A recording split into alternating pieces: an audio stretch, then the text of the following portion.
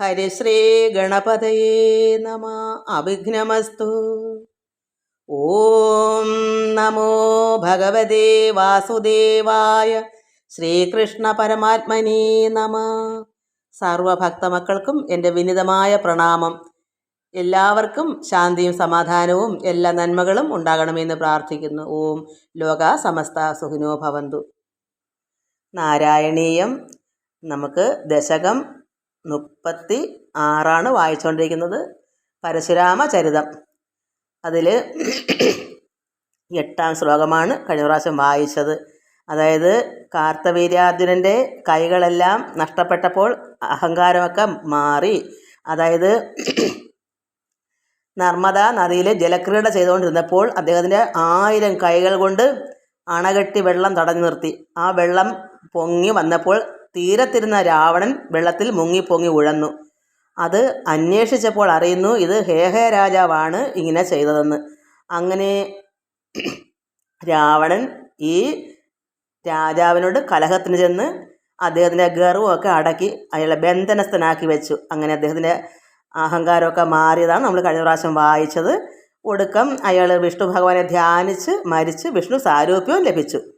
ഭക്തനൊക്കെ ആയിരുന്നു, പക്ഷെ അഹങ്കാരം അല്പം ഉണ്ട്. എനിക്ക് ഇന്ന് തണുപ്പ് വന്നപ്പം തൊണ്ടയ്ക്ക് വീണ്ടും പ്രശ്നം വന്നു. നമുക്കിനി 9ാം ശ്ലോകം വായിക്കാം. ശ്ലോകം 9. ഭൂയോ അമർഷിത ഹേഹയാത്മജഗണൈ സ്ഥാദേഹദേ രേണുകാം ആജ്ഞാനാം ഹൃദയം നിരീക്ഷ്യ ബഹുശോ ഘോരാം പ്രതിജ്ഞാം വഹൻ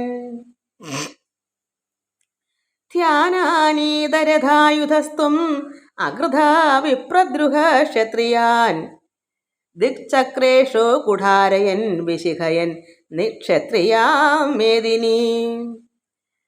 ഭൂയോമർഷിത ഹേഹയാത്മജഗണേ സ്ഥാദേഹദേ രേണുകാം ആഘ്നാനാം ഹൃദയം നിരീക്ഷ്യ ബഹുശോ ഘോരാം പ്രതിജ്ഞാം വഹൻ ധ്യാനാനീതരഥായുധസ്ത്വം അകൃധാ വിപ്രദ്രുഹ ക്ഷത്രിയാൻ ദിക്ചക്രേഷു കുഠാരയൻ വിശിഖയൻ നിക്ഷത്രിയാം മേദിനി. ഇവിടെ കാർത്തവീര്യാർജുനൻ്റെ പുത്രന്മാരൊന്ന് ജമദഗ്നി മഹർഷിയെ വധിച്ചല്ലോ.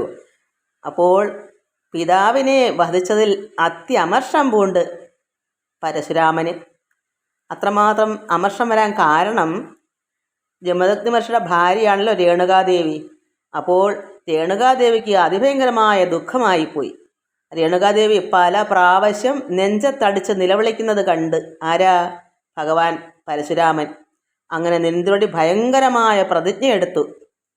രേണുക ഭർത്തൃദുഃഖത്താൽ, അതായത് രേണുക അമ്മയാണല്ലോ പരശുരാമൻ്റെ.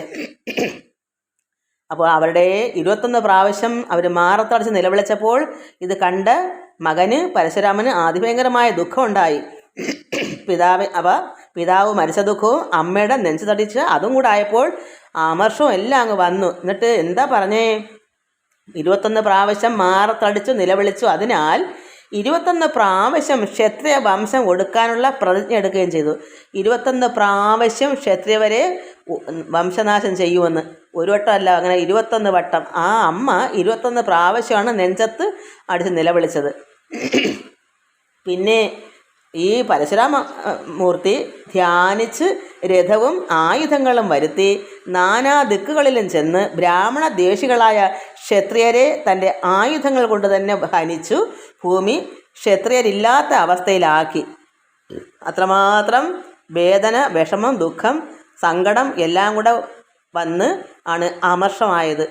അങ്ങനെ അമ്മയുടെ ആ നിലവിളി, മാറത്തടിച്ച നിലവിളി, അത് പിതാവ് മരിച്ചതും എല്ലാം കൂടെ ഓർക്കുമ്പോൾ അങ്ങനെ ഒരു പ്രതിജ്ഞ എടുത്ത് ക്ഷത്രിയവംശത്തെ ഉന്മൂലനാശം ചെയ്യുമെന്ന്. അങ്ങനെ അദ്ദേഹം ധ്യാനിച്ച് രഥവും ആയുധങ്ങളെ വരുത്തിയിട്ട് നാനാ ദിക്കുകളിലും ചെന്ന് ബ്രാഹ്മണ ദ്വേഷികളായ ക്ഷത്രിയരെ തൻ്റെ ആയുധങ്ങൾ കൊണ്ട് തന്നെ ഹനിച്ച് ഭൂമിയിൽ ക്ഷത്രിയരില്ലാത്ത അവസ്ഥയിലാക്കി. നമുക്കിനി അടുത്ത ശ്ലോകം വായിക്കാം. ശ്ലോകം 10. താതോ ജീവനകൃൽ നൃപാലകുലം ത്രിസപ്തകൃത്തോ ജയൻ സന്ദർപ്യാഥ സമന്ത പഞ്ചകമഹാരക്തഹൃദൗഖേ പിത്യൂൻ യജ്ഞേഷ്മാമപി കാശപാദിഷു ദിശൻ സാല്വേന യുധ്യൻ പുനഃ കൃഷ്ണോമും നിഹനിഷ്യതീതി ശമിതോ യുദ്ധാൽ കുമാരർഭവാൻ താതോ ജീവനകൃത് കൃപാലകുലം ത്രിസപ്തകൃത്വോ ജയൻ സന്ദർപ്യാഥ സമന്ത പഞ്ചകമഹാരക്തഹൃദൗഖേ പ്യുതീൻ യജ്ഞേഷ്മാമപി കാശപാദിഷു ദിശൻ സാല്വേന യുധ്യൻ പുനഃ കൃഷ്ണോമും നിഹനിഷ്യതീതി ശമിതോ യുദ്ധാൽ കുമാരേർഭവാൻ. അങ്ങനെ അതിനുശേഷം ക്ഷത്രിയവംശത്തെ 21 പ്രാവശ്യം യുദ്ധം ചെയ്ത് നശിപ്പിച്ചതിന് ശേഷം പരശുരാമമൂർത്തിയായ ഭഗവാൻ അങ്ങ് അച്ഛനെ പുനർജീവിപ്പിച്ചു. ക്ഷത്രിയവംശത്തെ 21 വട്ടം യുദ്ധം ചെയ്ത് ഉന്മൂലനാശം വരുത്തി. പിന്നെ സമന്ത പഞ്ചകത്തിലെ മഹാരക്ത ജലാശയത്തിൽ ഭംഗിയായി പിതൃതർപ്പണം ചെയ്തു, പിതാവിൻ്റെ തർപ്പണം ചെയ്തു, യാഗം ചെയ്ത് ഭൂമിയും മറ്റുമെല്ലാം കശ്യപാദികൾക്ക് ദാനം ചെയ്തു.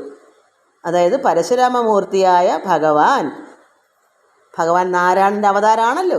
അപ്പോൾ അങ്ങനെയുള്ള ഭഗവാൻ അച്ഛനെ പുനർജീവിപ്പിച്ചു. ക്ഷത്രിയവംശത്തെ 21 വട്ടം യുദ്ധം ചെയ്ത് ഉന്മൂലനാശവും വരുത്തി. പിന്നെ സമന്ത പഞ്ചകത്തിലെ മഹാരക്ത ജലാശയത്തിൽ ഭംഗിയായി പിതൃതർപ്പണം ചെയ്തു, യാഗം ചെയ്ത് ഭൂമിയും മറ്റുമെല്ലാം കശ്യപാദികൾക്ക് ദാനവും ചെയ്തു.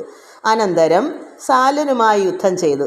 യുദ്ധം തീരും മുൻപ് സനൽകുമാരാദി ദിവ്യർഷികൾ അറിയിച്ചു, സനൽകുമാരാദി മഹർഷിമാർ അറിയിച്ചു, ഇപ്പോൾ ഇവൻ വധ്യനല്ല. ഈ സാല്വനുമായിട്ട് യുദ്ധം ചെയ്തപ്പോൾ സനകാദികൾ പറഞ്ഞു, ഇവൻ ഇപ്പോൾ മരിക്കപ്പെടേണ്ടവനല്ല, ഇവനെ വിട്ടയക്കൂ. ഇവനെ കൃഷ്ണാവതാര കാലത്ത്, അതായത് ഭഗവാൻ നാരായണൻ കൃഷ്ണനായി അവതരിക്കുമ്പോൾ കൃഷ്ണൻ തന്നെ വസിച്ചുകൊള്ളും, ഇവനെ വിട്ടയക്കുക. അതനുസരിച്ച് സാല്വനെ വിട്ടയച്ചു, യുദ്ധം മതിയാക്കി.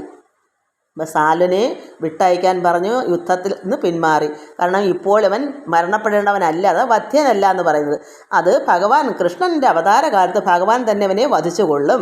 അങ്ങനെ പരശുരാമ ഭഗവാൻ അതനുസരിച്ച് സാല്വനെ വിട്ടയച്ചു. അതാണ് നമുക്കിനി 11ാമത്തെ ശ്ലോകം വായിക്കാം. ശ്ലോകം 11.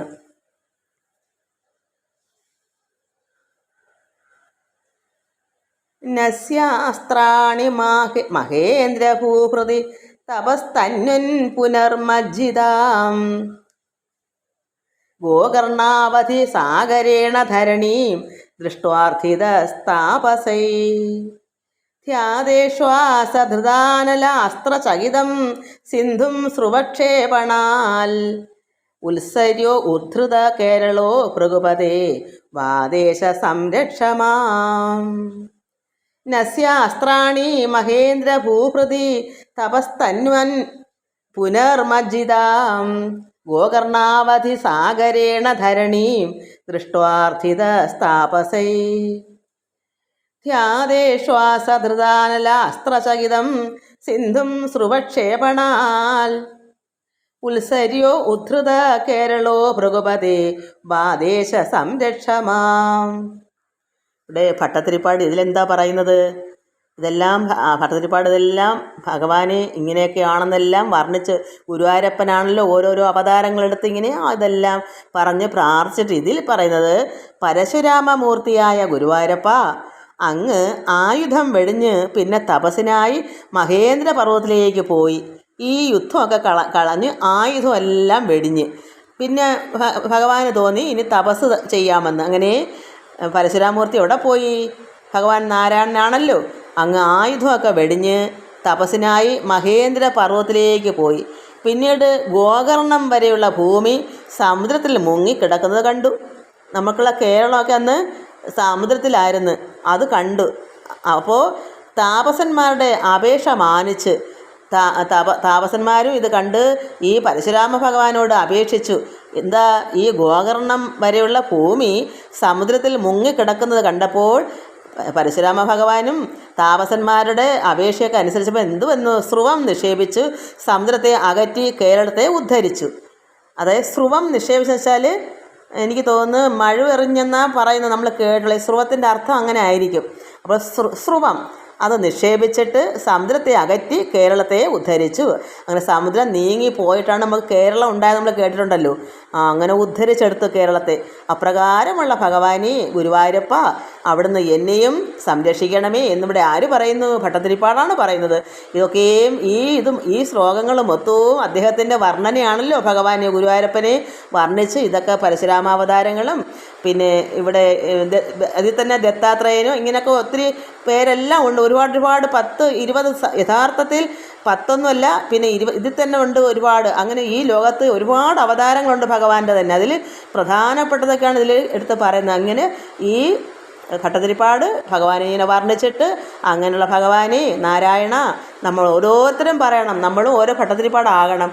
നമ്മളും ഇങ്ങനെ പറയണം, ഭഗവാനെ അങ്ങനെയുള്ള ഭഗവാനാണ്, ഞങ്ങളെല്ലാം കാത്തു രക്ഷിക്കണമേ. എല്ലാവർക്കും നമസ്കാരം. ഓം ലോകാ സമസ്ത സുഖിനോ ഭവന്തു. ഹരി ഓം ഹരി ഓം ഹരി ഓം. സർവത്ര ഗോവിന്ദനാമ സങ്കീർത്തനം. ഗോവിന്ദ ഗോവിന്ദ.